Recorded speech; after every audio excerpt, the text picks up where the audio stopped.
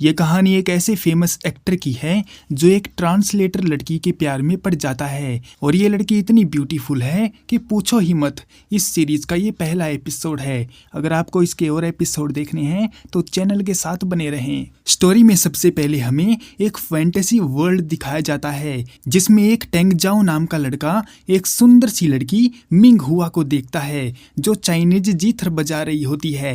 Tang जाओ जानना चाहता है कि आखिर वो लड़की है कौन और यहाँ पर क्या कर रही है, लेकिन वो लड़की टेंग जाओ का पहले से ही वहां पर इंतजार कर रही थी। अचानक से टेंग जाओ उस दुनिया से बाहर निकल आता है और असली दुनिया में एक्टर टेंग जाओ मिंग डायनेस्टी वाली एक एंशिएंट बुक स्टडी कर रहा होता है क्योंकि उसे इस टॉपिक पर हिस्टोरिकल ड्रामा बनाना है। टेंग जाओ के पास उसके मैनेजर जियाओ का कॉल आता है जो उसे बताता है कि टेंग जाओ को अपने काम को पूरे प्रोफेशनिस्ट तरीके से करने के लिए खुद को काम में इतना भी नहीं डुबा लेना है कि टेंग जाओ खुद को ही भूल जाए। ऐसा इसीलिए क्योंकि टेंग जाओ ने इस ड्रामे के लिए अपने कई सारे ऑफर्स को ठुकरा दिया, लेकिन टेंग जाओ उसकी बात नहीं सुनता और कॉल काट देता है। वहीं दूसरी तरफ हम एक लड़की मिंग वेई को देखते हैं जो फोटोशूट करवा रही होती है। मिंग वेई एक ट्रांसलेटर का काम करती है, लेकिन जब उसे फुर्सत मिलती है तो वो पार्ट टाइम फोटोशूट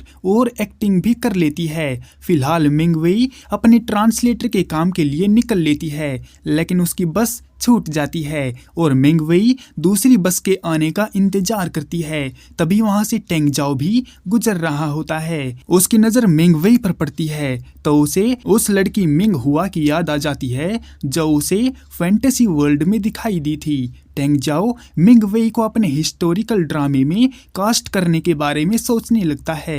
टेंग जाओ की एक मीटिंग होती है और इस मीटिंग को अटेंड करने के लिए टेंग जाओ एक होटल में जाता है और जिसके साथ टेंग जाओ की मीटिंग है मिंग वेई उसी की ट्रांसलेटर बनकर आई है। वहां पर उनकी हाय हेलो होती है, लेकिन टेंग जाओ उसको कोई भाव नहीं देता क्योंकि टेंग जाओ लड़कियों से दूर रहता है। टेंग जाओ एक हैंडसम, फेमस और बेहतरीन एक्टर है। वो लड़कियों के सपनों का राजकुमार है, लेकिन हैरानी की बात है कि उसे लड़कियों में कोई भी इंटरेस्ट नहीं है। मीटिंग के दौरान जियाओ और उस लड़के का कॉल आ जाता है तो बात करने के लिए वो चले जाते हैं और अब वहां पर मिंग वेई और टेंग जाओ ही बैठे होते हैं। मौके की नजाकत देखकर मिंग वेई टेंग जाओ से उसका ऑटोग्राफ मांग लेती है क्योंकि ऐसा मौका हर लड़की को बार बार नहीं मिलता, लेकिन टेंग जाओ ऑटोग्राफ देने से मना कर देता है क्योंकि वो चौथे नंबर पर है। ऐसा इसीलिए क्योंकि टेंग जाओ पूरे दिन में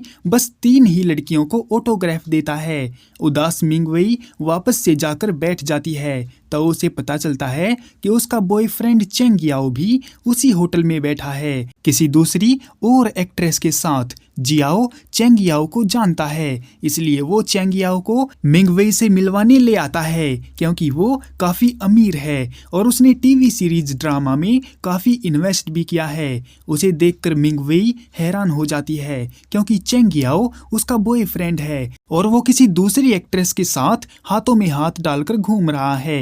ये बात मिंग वेई को पसंद नहीं आती, लेकिन उसे इस बात की खुशी है कि समय रहते उसे चेंग याओ की असलियत पता चल गई। इसलिए मिंग वेई चेंग याओ से ब्रेकअप कर लेती है क्योंकि चेंग याओ ने उसको धोखा दिया है। टेंग जाओ की मीटिंग खत्म हो जाती है तो वो होटल से निकलने लगता है, पर तभी टेंग जाओ देखता है कि होटल के रिसेप्शन में बेचारी दिल टूटी लड़की मिंग वेई फूट फूट कर रो रही है क्योंकि उसके बॉयफ्रेंड ने उसको धोखा दिया है। जियाओ के समझाने पर टेंग जाओ मिंग वेई के पास जाता है और उसे दिलासा देता है ताकि लड़की चुप हो जाए।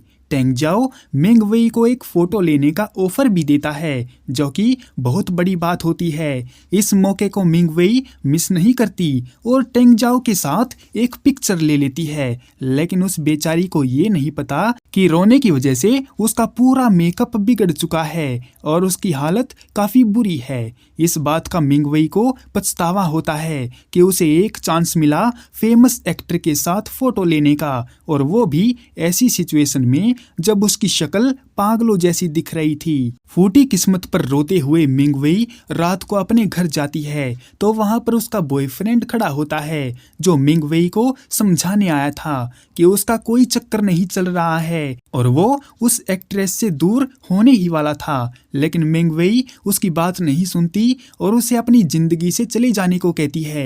लेकिन चेंग याओ मिंग वेई से जबरदस्ती बात करने की कोशिश करता है, पर तभी वहां पर मिंग वेई की बहन मिंग कियाओ आती है और उसे पीट देती है और आइंदा कभी ऐसी हरकत ना करने की धमकी देती है।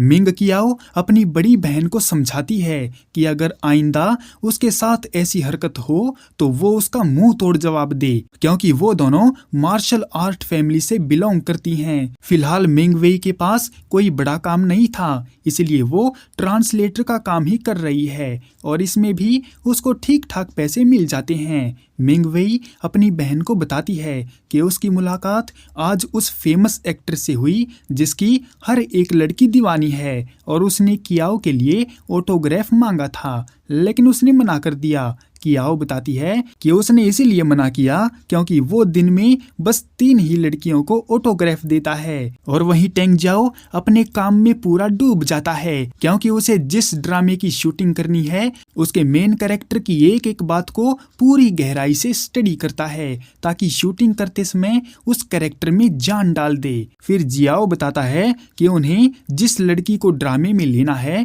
वो प्रेग्नेंट है, इसीलिए उसको रिप्लेस किया जा रहा है।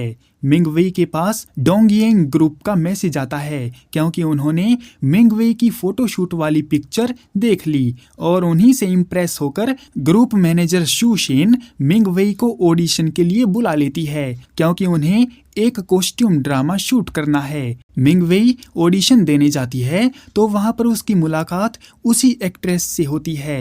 वो मिंग वेई को डिमोटिवेट करने की कोशिश करती है, लेकिन मिंग वेई उसकी बातों पर ध्यान नहीं देती और ऑडिशन देने चली जाती है।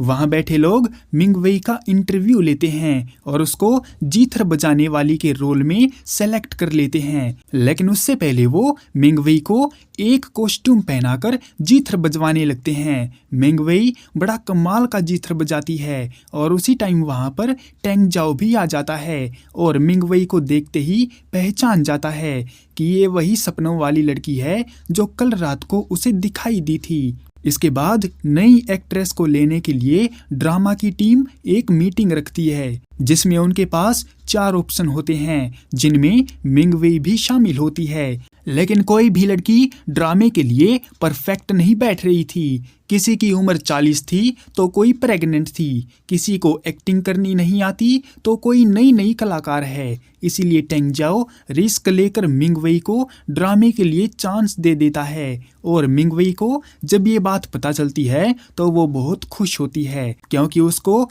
उस लड़के के साथ काम करने का मौका मिला है जो हर एक लड़की के सपनों का राजकुमार है। कियाओ भी खुश होती है कि उसकी बहन को एक ड्रामे में काम करने का मौका मिल गया, लेकिन उसे शक है कि अगर ड्रामे में किसिंग सीन हुआ तो वो क्या करेगी, जबकि अफवाहें फैली हुई हैं कि ड्रामे में किसिंग सीन बिल्कुल हैं। ये सुनकर मिंग वेई थोड़ी नर्वस हो जाती है क्योंकि उसने आज तक किसी को भी किस नहीं किया है और उसे डर है कि कहीं किसिंग सीन न करने की वजह से उसको निकाल ना दिया जाए। ड्रामे के लिए मिंग वेई और टेंग जाओ बहुत मेहनत करते हैं। वो सुबह जॉगिंग पर जाते हैं, प्रैक्टिस करते हैं और अपने खाने पीने का भी ख्याल रखते हैं। वो एक एक बात की इन्फॉर्मेशन लेते हैं कि पुराने ज़माने में वहाँ के राजा महाराजा कैसा बिहेव करते थे, उनका बोलचाल कैसा था और वो फाइट करने में कैसे थे। इन सब के बीच तो हम अपने मैनेजर जियाओ को ही भूल गए। वो भी कम हैंडसम नहीं है, उसके ऊपर भी लड़कियां मरती हैं और उसके साथ डेटिंग पर जाना चाहती हैं। प्रैक्टिस और लर्निंग में उनका 1 महीना बीत जाता है और अब मिंग वेई स्क्रिप्ट अंडरस्टैंडिंग के लिए आती है ताकि वो ड्रामे में अपना पूरा बेस्ट दे सके, जिस पर टेंग जाओ का कहना है कि लर्निंग और प्रैक्टिस ही ज़्यादा काम नहीं करती बल्कि पूरे डेडिकेशन और कैरेक्टर में डूब जाना ही सबसे बड़ी एक्टिंग है। इसीलिए मिंग वेई को ज़्यादा से ज़्यादा अपने कैरेक्टर को नेचुरल रखना पड़ेगा।